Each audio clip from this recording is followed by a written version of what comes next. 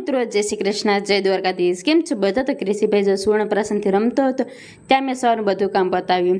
પછી ક્રિશીને આંગણવાડીએ જવાનો ટાઈમ થઈ ગયો એટલે બે ટીંગડે અને સાયકલ લઈને પછી આંગણવાડીએ મૂકવા ગઈ અને પછી મૂકીને આવી એટલે મેં પહેલાં કપડાં ધોવાનું જ કામ કર્યું, કેમ કે આજે ઘણા બધા કપડાં ધોવાના હતા ને એટલે અને 2 દોરી ભરાય એટલા કપડાં ધોયા અને કપડાં ધોવાઈ ગયા। પછી ક્રિશીભાઈને આંગણવાડીથી આવવાનો ટાઈમે થઈ ગયો। પછી પપ્પા દીકરા બી દુકાને ગયા અને ત્યાં જઈને ક્રિશીભાઈ મીઠાઈ પાસે જઈને ઊભી ગયો અને કે મને આ લઈ દો, પણ ક્રિશીને શરદી ઉધરસ હતા ને એટલે ના લઈ દીધા। પછી પપ્પા દીકરા બે સમોસા લઈને ઘરે આવ્યા। પછી મેં બાલગોપાલના વાઘા લીધા હતા, એ વાઘા બદલાવ્યા અને મુંગટ પહેરાવ્યું અને વાઘા પણ બહુ સરસ હતા અને વાઘા પહેરીને કૃષ્ણ ભગવાન બહુ સુંદર લાગતા હતા। તમે પણ જો કેવા વાઘા સરસ છે ને। પછી આ બધું કામ પતાવ્યું પછી મેં રાતની રસોઈ બનાવી અને ક્રિશીભાઈ ગરોડિયાને ડેટકાને પાછો બેટ લઈને પડ્યો અને કે મારી રમવાની જગ્યાએ તો ડેટકામાં કોઈ દિવસ આવવાનું જ નહીં કેમ।